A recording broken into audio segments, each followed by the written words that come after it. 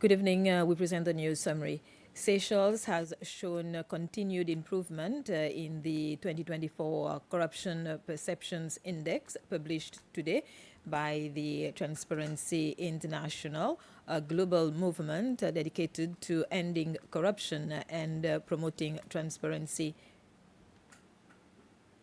This year, Seychelles has earned a score of 72, a slight but significant improvement from last year's score of 71. With this progress, Seychelles has climbed to the 18th position globally. The increase in both score and rank are attributed to the country's efforts, including the prosecution of high-profile corruption cases, moves to enhance the transparency around beneficial ownership, and stronger information exchange between relevant law enforcement agencies. These measures have paved the way for Seychelles to potentially be removed from the EU blacklist, which highlights non-compliance with international financial transparency standards. The 2024 Corruption Perceptions Index was published today with 180 countries participating. The index assesses various sources of data, including the misallocation of public funds, bribery, access to government information, and the capacity of governments to control public sector corruption. This year, the index also places particular emphasis on the financial flows countries receive to address climate change. President Weva Ramkalawan has praised the Seychellois people for this achievement. He said it showed the commitment of the government, institutions, and citizens in transparency and good governance. The president pointed out that Seychelles, despite being the smallest country in Africa, proves that size doesn't limit good governance. While celebrating the success, the president reaffirmed Seychelles' commitment to reforms to prevent corruption.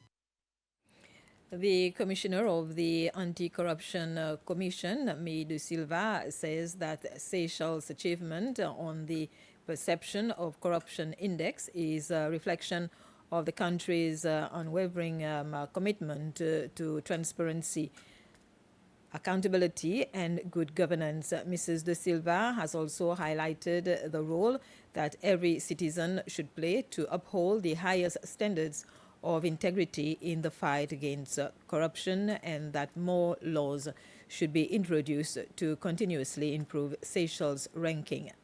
For the Seychelles, we've got a very strong legal framework, but there's still some work to be done. We need to look at the whistleblowers bill, and that should go through Parliament hopefully this year. And there is also another act that the Anti-Corruption Commission would like the government to look at, and that's the Unexplained Wealth Act. The scores went up from 60 when the organization was set up, and now we're at 72. So the first 3 years, when you look at the scores being stagnant or didn't move much, we were setting up in the first 3 years. So then the fourth and fifth years, when we were starting to look at arrests and looking at bringing more cases to court, and last year we won 2 cases. So all that also helps with strengthening our scoring. More than 7.5 years after Marvin Asba was declared missing, the Seychelles Magistrates Court has opened an investigation into his disappearance. The judiciary is appealing to anyone who may have evidence or information to come forward. To recall, according to reports, it was during the night of June 29th, 2017 that Marvin was last seen. Police investigation and searches in several places by family members and friends to find Marvin have been to no avail. President Ramkalawan will deliver his message on the State of the Nation on Thursday, 27 February. And according to parliamentary procedures, the official reopening ceremony of the National Assembly by the Speaker, Roger Mancienne, is scheduled to be held on the same date. Children's House Montessori, located at Belair, has been accredited internationally. The accreditation officially recognizes the school as an authentic Montessori branch. Vice President Ahmed Afif First Lady Linda Ramkalawan and the school's principal, Lucy Bawa, unveiled the plaque to celebrate the occasion.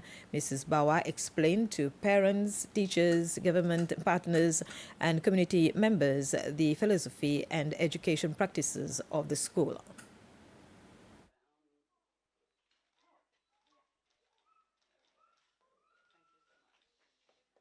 It's been a very special day today.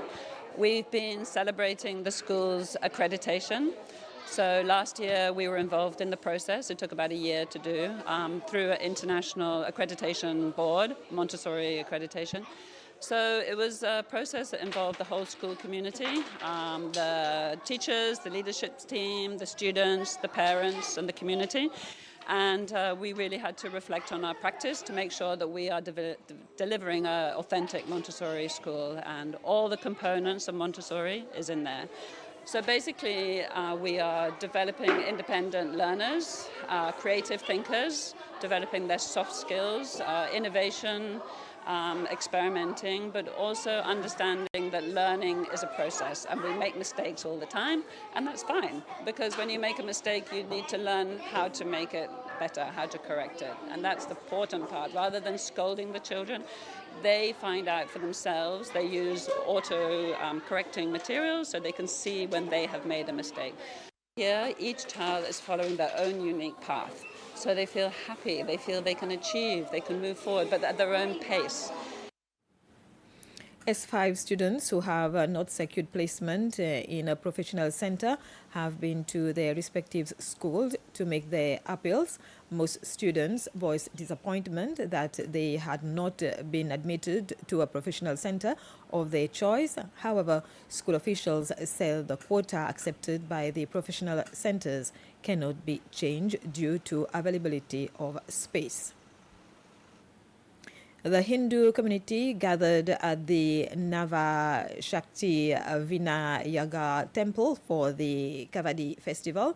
The celebrations began with a procession from Quincy Street through Royal Street, Harrison and Lodge Streets and back to the temple. This was followed by prayers and a vegetable lunch in the afternoon. And this was the news summary. Thank you for your attention.